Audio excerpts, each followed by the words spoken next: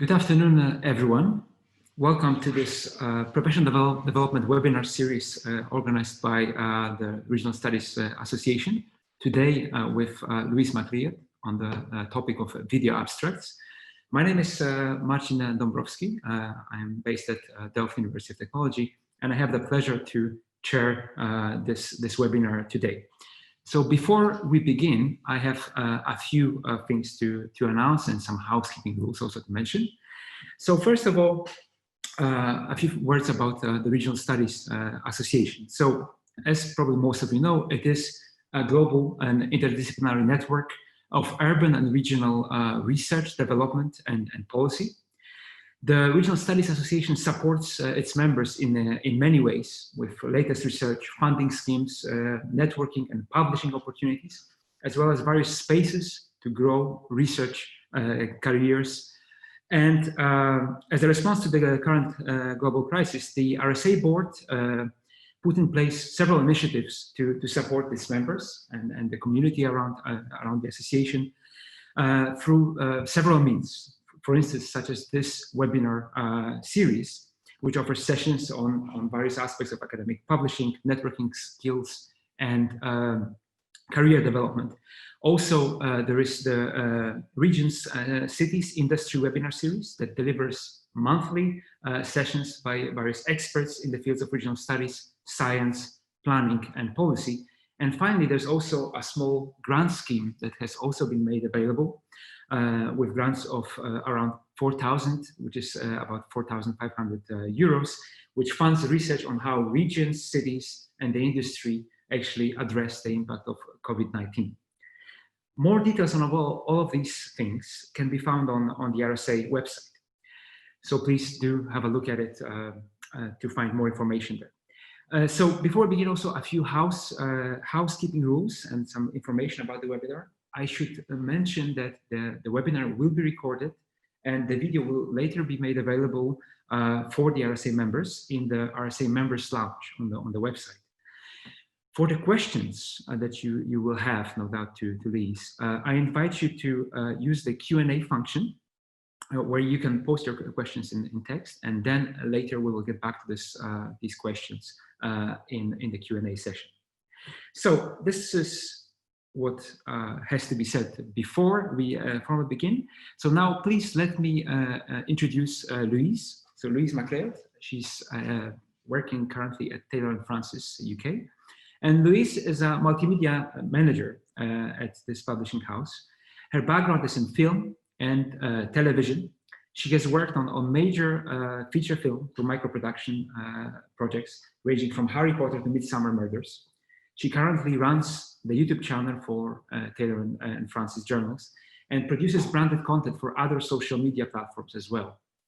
So Louise is an animator, videographer, editor, director, scriptwriter, and producer. So what we will be covering today is the topic of video abstract. So how to record a compelling video abstract. And that no doubt requires a number of skills, which Louise will introduce today. You have to learn how to distill your most important points and messages and convey them to your audience in such an abstract. And there's also a matter of using your language, body language, and the right rhetoric to your own advantage. And I'm sure that myself included, we will have a different look at our performance and such video performances after this seminar. So without further ado, I would like now to hand over to Louise. Please, the floor is yours.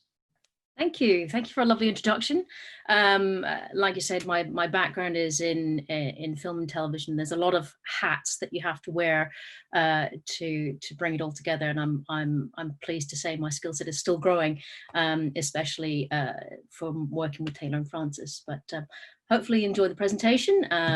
Like you said, keep questions, and I'll answer as many of them as I can. Okay, so I'm just going to share my screen now.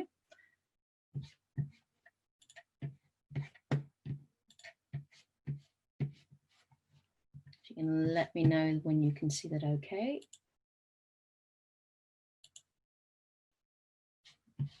Yeah, excellent. Okay, oops, start at the beginning.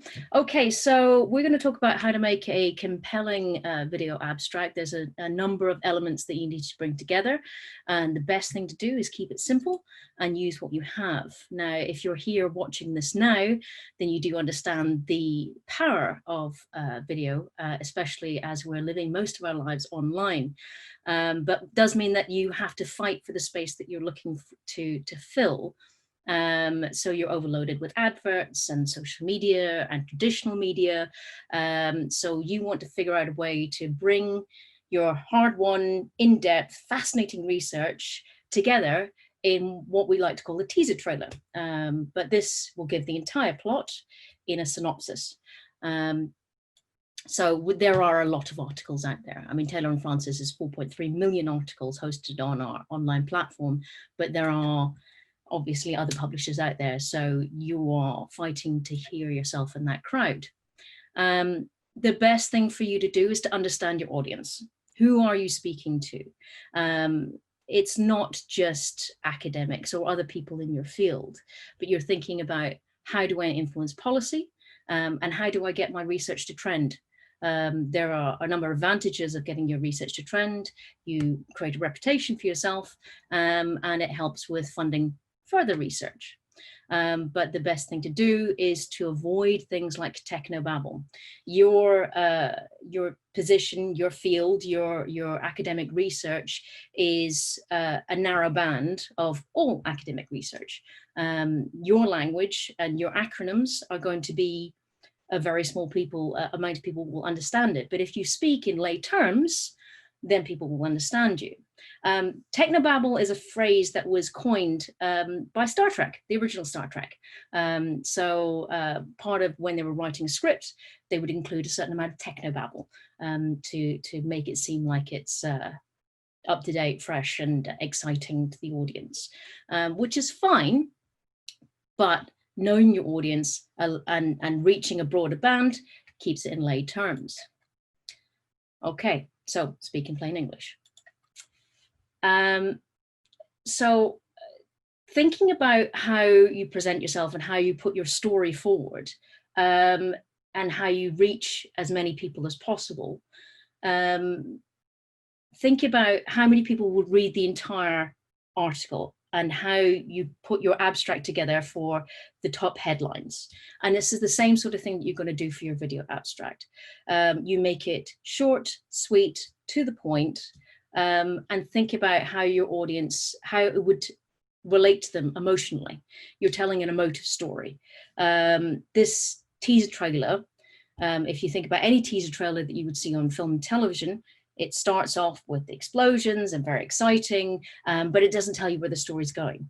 With a video abstract, you do tell them where the story is going. You do tell them where your research is taking you and what sort of conclusions you came to and where it would go further from there. So the sequel. Getting down to the mechanics, there's a lot of elements to bring together. First of all, you need to think about the story as a whole. When you put a script together, you write it out, you practice it, but you don't read it on screen. Think about the points that you're trying to make, bring them all together, and think about your beginning, your middle, and end. So your Act 1, Act 2, and Act 3. Act 1 is the setup. It's where you think about the questions that you posed. Why did you start this research? Part 2 is where the action is. So how did you go about this? What did you do? And the third act is the conclusion. What happened at the end of it? The nice tie up and a bow. The camera, these days a camera can be simple or it can be expensive. But to be honest, a mobile phone, up-to-date mobile phone will shoot in 4K. You probably don't need to shoot in 4K. 1080p in a technical term is high definition, but as long as it's in focus, it looks good, and you have something like an unbusy background, something interesting, and yourself. Your focus is yourself, but the main focus is the research. The lighting, you need to make sure that you're well lit. You need to make sure that you're not standing in front of, say, a window. So the light from behind you will make your face in shadow. It's the wrong impression you want to give. Sound has to be clear. You have to think about where you are. So the sound, you want to try and avoid things like pets and children coming in the room, or you have traffic. You have to think about all these things. So book yourself the space physically and mentally that you're going to be able to do this. The edit, you can win and lose everything on an edit. If it doesn't come together in a cohesive story, you could be lost. You'll lose the audience. And again, leading nicely onto the segue, the audience know who you're speaking to. You're speaking to a broad section. Academics is a small side of it. Academics they know how to reach you. They know how to read your abstract. They know how to access your paper. But the people that you're trying to achieve beyond that, journalists and government, they're not going to read it, unfortunately. Journalists are inundated, and government is also, it's a very busy job. So they want something that's packaged to them in nice, easy, short, and digestible content, and video abstracts will do that for you. So I'll go into these in more detail, but let's talk about the emotive story. When you think about something that you've watched and you've remembered, you've connected to it. You've connected to it in a emotive way. You've created an emotional connection between you and the story. So how does it affect me? It's a selfish audience. How do that affect my voters? How does it affect my readers? How does it affect worldwide? If you think about these questions and then you answer them in your video abstract, you have a winning, successful solution. So structure your story, set it up, establish your premise, establish you as the expert in your field, show your work and conclude it, bring it all together in a nice action end conclusion. Did the research answer the question that you set at the beginning? What needs to change if it didn't? Any surprising results? And that's all interesting things to make a multifaceted story in a very, very short period of time. You're talking 2 minutes, 1 minute, 3 minutes, very, very short, because if you think about the platforms it's going out on, and you're again fighting for that space, so it needs to be short, succinct, to the point, so you don't lose your audience. When I look at the metrics of the YouTube channel, there is a definitive drop-off. So normally if you get someone watching to 60 or 70% through, it's a win. It's a good way of gauging that the audience was interested in the content. But you normally get after about 30, 40, 50%, then you get an exponential drop off. If you keep people to the end, brilliant. But again, if you think about TikTok, if you think about YouTube, if you think about Instagram stories, it's short. Everything is short. And those are the platforms you're going out on. So, and there is actual physical constraints as well. So if you're doing Instagram stories or Instagram IGTV, then it's 1 minute and 20 seconds. If it's YouTube, you can have hours long, but nobody's going to watch an hour long story of you telling your research in that much detail. If it's Twitter, if you want to embed natively, then 2 minutes and 20 seconds. And then there's sizing involved with each one of those. But you should have help within your departments and organizations, people that can guide you better and perhaps even help you make these things. Okay, let's get into the nitty-gritty of it. Okay, when you're writing a script, think about the bullet points that you want to say. Think about how you want to say it, and then practice it. So write it out in the fullest terms that you can. Make sure they're lay, time it. So sit there and physically record yourself, and do it in front of a mirror or do it on camera and then play it back to yourself so you can see how you're saying it and why you're saying it, and then edit it down, because inevitably you are going to say a lot more, and you're passionate about your research. It's fully understandable, and seeing that passion is brilliant. That will draw me in. That will make me watch further, even if it's about ring down spectroscopy, if you're passionate about it, I'm going to go, interesting, tell me more. So bring it down, practice, practice, practice. And then once you're ready to do it, remember that you can film it again and again and again, because we're in digital media, digital format. So you've got hard drive space, record it as many times as you need, and then take the best one out of those. Watch them back. Think about, you say, oh, I like that bit there. Well, I'll take that section out there and I'll edit that into what I was saying. And remember, it's not just you on screen. It's going to be your work. So part of what you're going to be saying is going to be voiceover. So you'll have the action sequence in the middle in Act 2, and then you have the voiceover at the top. So you can take those segments out and breathe. When you're talking about things, breathe in between, because that allows you to then have an edit point. Make your statement, stop. If you need to redo it in the same recording, that's fine. You cough, you need to take a sip of tea. All that is fine to do, because you can stop, redo it again, or just edit it out. Okay. So the equipment, DSLR cameras with a wide lens, you're thinking about, or you could do it on your laptop like we're doing right now, as long as you think about where your frame is. So what's in this section here? What have I got that's interesting? How do I put myself forward in my best light? What's my best side? Think about just making sure at the end of the day that it's in focus and it's not wobbly. The last thing I want to think is I'm distracted by something. I'm distracted by it being off kilter. I'm distracted by the fact that someone's hand-holding it. Somebody's put their finger over the lens, or there's a smudge on the lens. Watch it back, do a couple of testers, play around with your scene, and then try again. And then think what the best one is. And then get somebody else's opinion on it.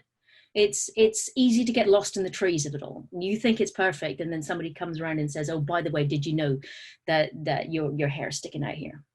And that's distracting. Sound, make sure you're clear. I have a lovely mic, but not everybody is going to have that. But if you can, make sure you have a mic close to you. You can have it either as a lapel mic, or you can have it as a stand mic, or you can have it as a boom mic where it sits on top of the camera. If you need to know more about these, I can help you afterwards. But there are 1,000 different mics. There's 1,000 different cameras, and each one of those has advantages and disadvantages. The best thing to do is use something that you get familiar with. Practice with it. If you've decided, okay, I'm going to do this quite regularly, and you decide to invest in a DSLR camera or a video camera, play with it. Go film your cat, your dog, or a scene outside, or sit there and watch yourself say something on camera. Practice. Once you're comfortable with things, it's going to be a less stressful operation to put everything together. Or if you can, get someone else to do it for you. It's always better to have a crew or a team to help you. That way you can concentrate on having less hats, because being the director and the producer and the script writer and the talent, the actor, it's a lot to think about. So break them down, think about what you're saying, plan it out. Lighting normally, what I would personally do is a 3-point lighting system, but that may be just too much to think about, and it's very easy to get it wrong. So a well-lit room where you have either natural light, or you have a key light, or you have your above light. Just making sure that you haven't got a lot of shadowing that's coming across your face. Anything that distracts the audience from what they're seeing and what they're saying. So in terms of cameras, Nikon, Canons, Samsung Galaxy 20, the Huawei's, iPhone, all of those have got decent cameras, the latest ones. In terms of microphones, Sennheiser is one of the best ones in the market, but they are expensive. Rode is a good, solid system. Newman's, Audio-Technica. In terms of lighting, you could do like a round circular light. You could do something like a rotor light or an LED ring, or a softbox. A softbox is basically a bulb with a cloth in front of it, which then diffuses the light out and makes it a little bit more natural. Some of your cameras in your phones will have obviously the mic fitted in, but you can connect into your mic jack. You can connect an extra, either like a radio mic, or you can connect up a wired mic. And you could do it separately. So you could have, say, your laptop filming you, and then you can record your audio on your phone and just stick it in your lap or on your pocket, and then have the mic either sitting in front of you, or you can have the mic attached to your lapel. You can get little tripod stands, which you can either put on your mic or your camera, but make sure everything is solid and locked in, and ready to go when you're ready to start recording. If you're doing your audio and your video separately, then you need what's called a clapper point. So I don't know if you've seen them, but the clapper boards that you see in the movies, there's a reason to have that. It's not just, you know, fancy stuff and it looks cool. When you clapper, it makes a noise point and a visual point. So you can marry the two together and you won't have an issue with trying to sort of line up someone's speech. Okay, moving on then, let's go deeper into lighting. So as you can see from the images here, each one of them, the first one is great. It's great, it's set up. You can see a nice open face. There's a smile. It's engaging. It's a nice image. The second one, I can't see what's going on. They're standing in front of a window. And the third one, that lady is going to kill me. So lighting can change the mood of a scene. What you're trying to do is make yourself compelling, open, interesting. And when you have to do that, having clean lines and clean light helps. So don't sit and stand in front of a window, because the light behind you is just going to block you into darkness. You can stand slightly off camera, so a slight angle will give you a more interesting look, and allows you to be a little bit more engaging. Now, a key light is something that lights the whole front. So it's the main light, so it tends to be the most striking light. Then you have a backlight to light your back of your scene. It also might, the spill of it might make your hair look nice.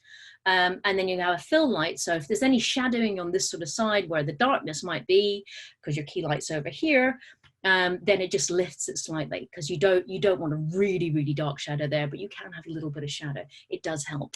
It can make you look a little bit more intriguing, and it's what's called cinema lighting.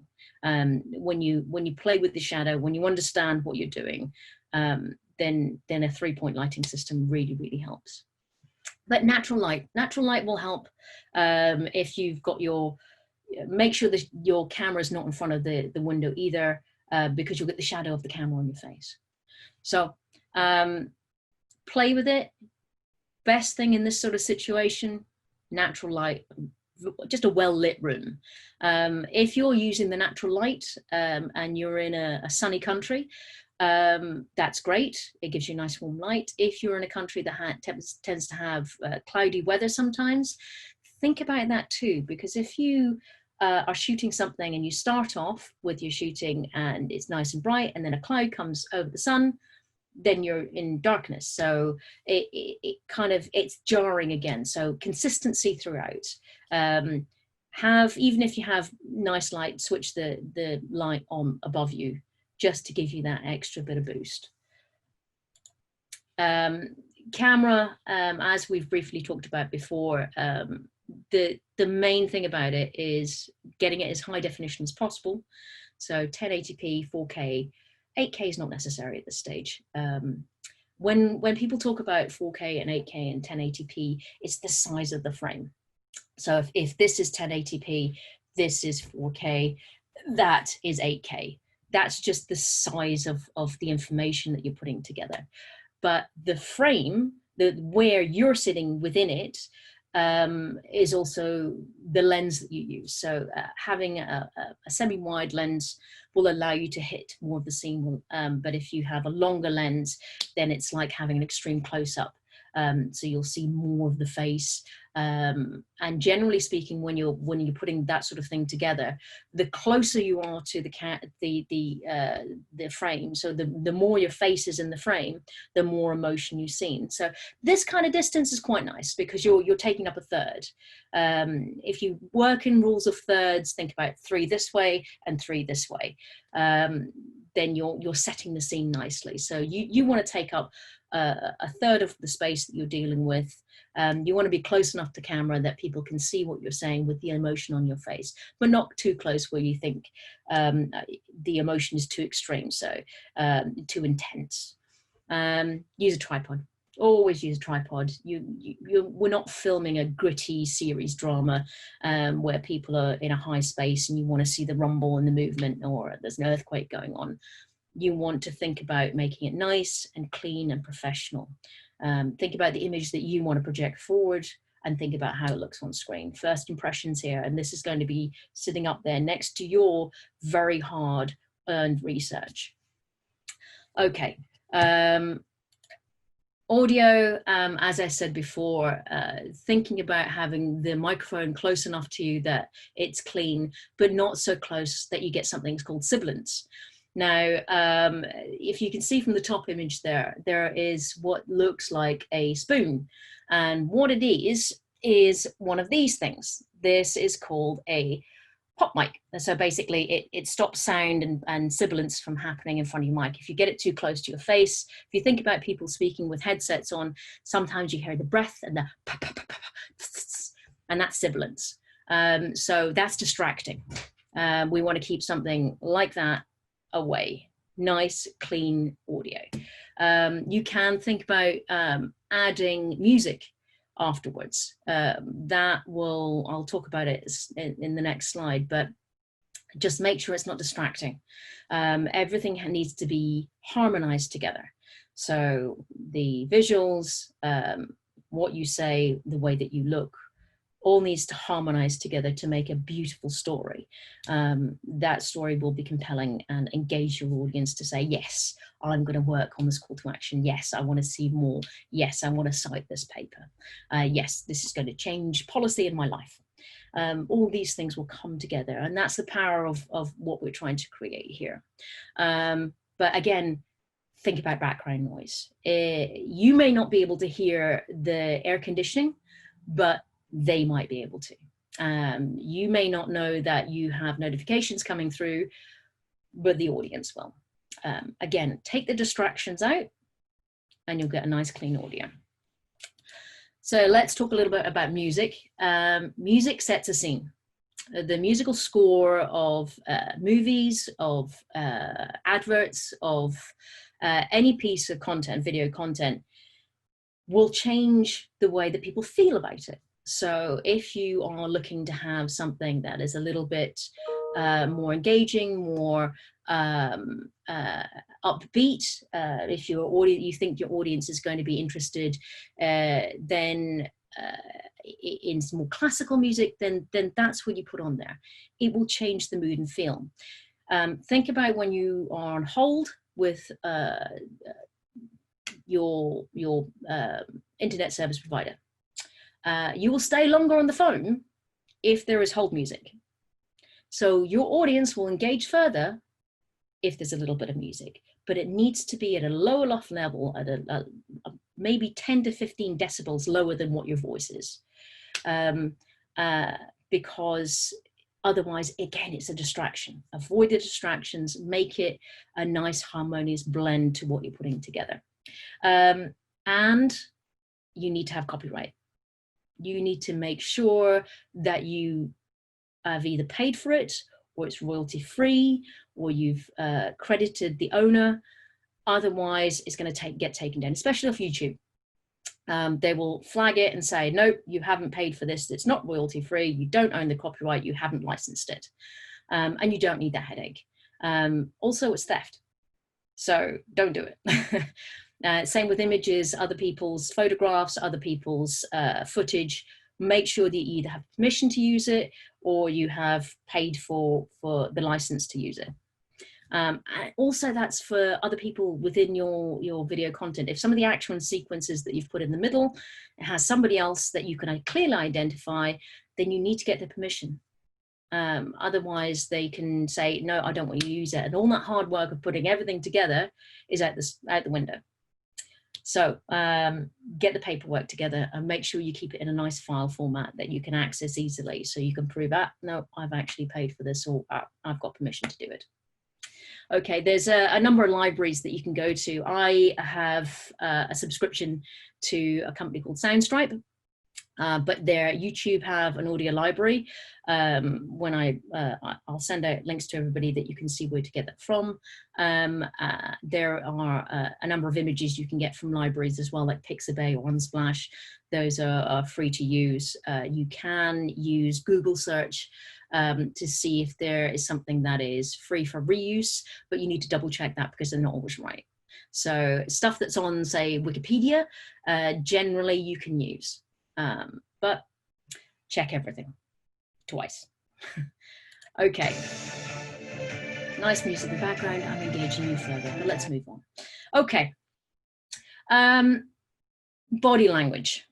There is, I know it's difficult when you see yourself camera or you're in front of a camera. It's not something that comes naturally to a lot of people.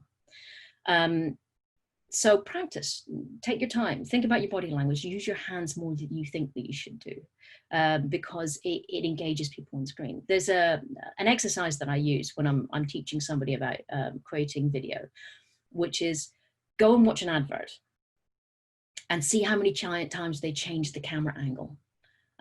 Think about how many times that they zoom in on something, and you'll be surprised the amount of time that it happens. I mean, it's every couple of seconds. And the reason that people do that is because we lose interest. We get bored because our eyes are moving all the time. They're checking out different things. They're engaging different content. They're seeing things out the corner of your eye because that's the way we were built. This is down to haptics and engagement of the way that we see things. If you think about custom thumbnails on a YouTube channel, the things that have faces, we tend to look at first because we're trained to look at eyes. So when you're walking down the street and you see a cat in the corner, you notice it, or you see somebody standing at the side of the road. It's faces and it's eyes. But moving your hands, again, brings people back to what you're saying because it's movement. It's that subtle movement. We think, fight or flight, something's moving, I need to be engaged in it. Okay, be friendly.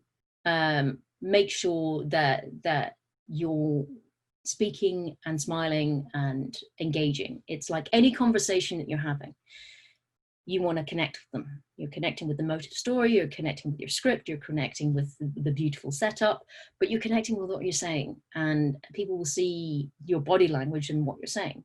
So lean slightly forward, slightly off to one side, make sure you're taking up a nice amount of the frame, use hand gestures, make sure your background's not too busy. You can make it nice and plain, or you can put some nice objects in there that you want to people to see, like books or a picture or some artwork. Then use overlay graphics to highlight what you're saying. So you can have this action sequence with your body language, but if you're making a point or you're introducing somebody, use a lower third, which is a little graphic roll-on, which will have details of what you're actually saying on there. And you could ask somebody to interview you. You can have them off camera and they can help you with prompts and questions that you set beforehand. But make sure that you're answering. If you don't want them to be in the video, if they're not, say, another researcher or somebody that is useful to the story, get them to ask the question, then answer the question using the question to start with. So, what's your name? My name is, or allow me to introduce myself. My name is Louise MacLeod. and then you carry on, and then you can cut the other person out in the edit. Okay, most importantly out of that is be authentic. Just try and relax in front of camera, practice until you're comfortable. And the authentic part of it will come forward. That will make it far more compelling and engaging. Okay, so watch out for unforced errors. Spinach in the teeth, bad hair, a stain, all these things. You know, you check yourself before you go on camera. Make sure that, you know, your forehead's not too shiny, or your hair is brushed, or, you know, you've got that little bit of spinach. Because if you've done all this, then, and you have that one unforced error, then you have to redo it all. And it's hard work. I mean, you've put a lot of work into your research, and this is part of actually presenting that research. And if you've got something like you forgot to turn on the audio and record it, then it's stressful, and then it makes the next take a little bit more anxious, and it'll show in your body language that it's not working.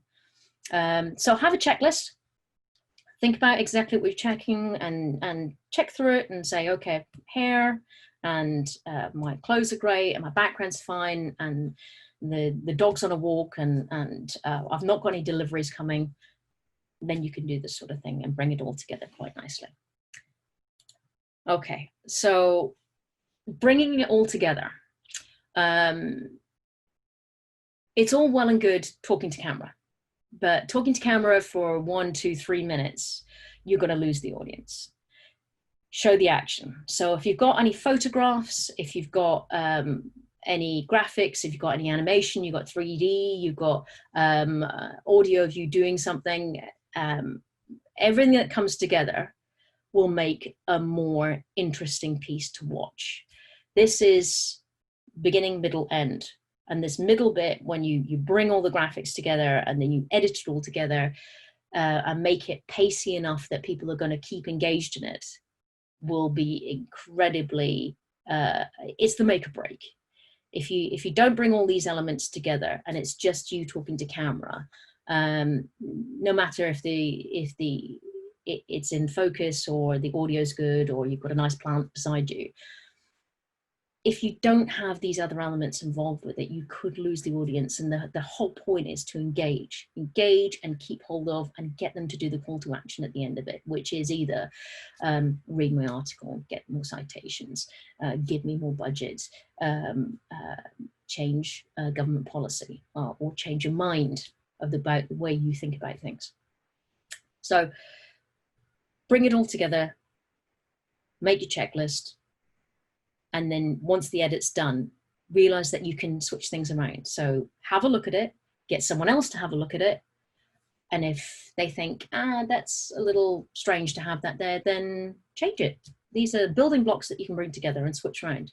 But if it works towards your storyline, about the compelling story that you want to tell about your research, then it should work all together.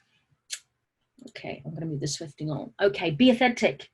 I have shot video before where people have been so nervous that it looks bad for them, and they were off camera, they were engaging and chatty and wonderful and warm, and on camera it's like somebody had released the hounds. They were scared and it didn't help. So I didn't tell them that I left the camera running, and I had a conversation with them.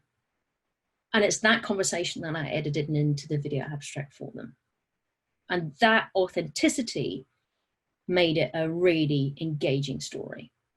So relax if you can. Think about everything that's going to distract you, that's going to make you sweat. Have your checklist, and then talk. Just talk to camera. Just talk like you're speaking to somebody else. Think about, if it helps, then think about one person that you're talking to.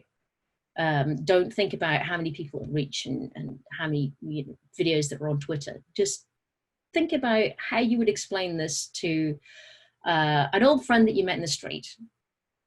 And you say, okay, this is my research. This is what I do. And the reason why I wanted to do it is because this is the question I wanted to answer. And here's how I did it. And this is the conclusion I came to. And that's all you need. That's all you need. If you can be authentic, that is 90% of the battle that you're trying to achieve. Okay, so let's talk a little bit about social media. There are a lot of platforms out there, a lot. And each one has pros and cons with it. Normally, if you think about why you're trying to put it out and where you're trying to put it out to, where are you going to get most engagement? How old is your audience? Is your demographic skewed towards certain regions? And when you think about all that, then you can think about what channel you're putting it out onto. But the social media channels is not just your social media channels. Your personal network is also your university's network or your society's network. And think about how they can put it out. And you can bring the different elements together to make it short and sweet. If you keep it under 1 minute and 20 seconds, then it's going to fit on everything. If you keep it under 2 minutes and 20 seconds, it's going to fit on most things. But you can check it and remember that you can re-edit, and remember that you can change it up a little bit or change the music. If it's not working, then you can re-edit. Editing software, there's a lot of free editing softwares out there, but it does help if somebody has some editing skills. All these different hats and elements that come together, there are specialists, and your organization is likely to have somebody who has a little bit of knowledge about this. Engage them, take them to coffee, talk to them, talk to your society or anybody that has any equipment that might be able to help you. Because it's a big task to put together, but it's worthwhile. It's very worthwhile. And then when you have it on those channels, you can check the data behind it. So you can check the watch through rate and the watch velocity and see if you need to boost the content. You can always pay a little bit of money to boost it out to a certain audience. And you could do that on Facebook or YouTube or Twitter. They all have that sort of facility for you to boost the content out. And you can target things like either people in your region or people in your field or people in societies, and you could target those out. You can do Google ads, and the cost of them varies, and it varies down to either you can do it per watch or length of time. It just depends. I mean, a little bit of budget can do a lot of things, but also your publisher can help you that sort of thing. If your story is compelling, then they might be able to say, okay, well, we'll do a little boost on social, or we'll put it out in social media. Or if it really is that compelling and the story that or the question you're trying to answer is press worthy, they might do a press release. Okay, so there is a lot of information I've given you, and it's a lot to think about.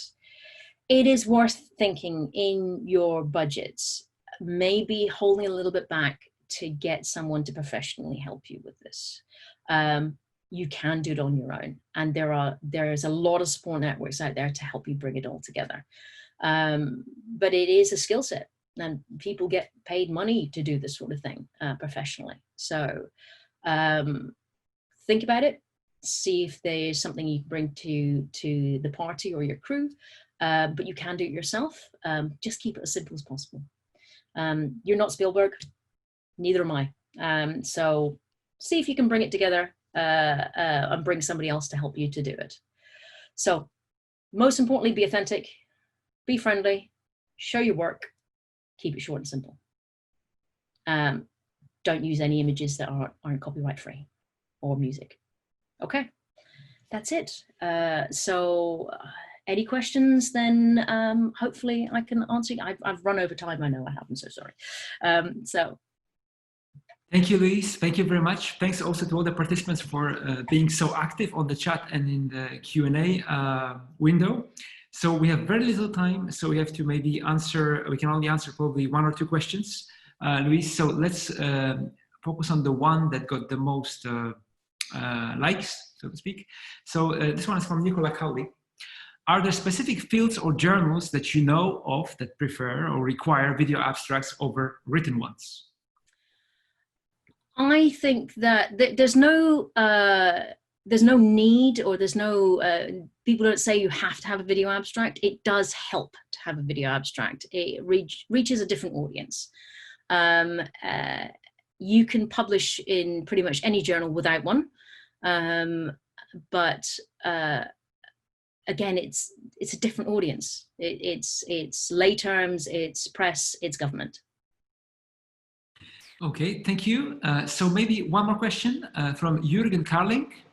I think there's a double question. So the first part you probably answered already by talking about social media, but the second part we could still discuss. Where can we find video abstracts for inspiration?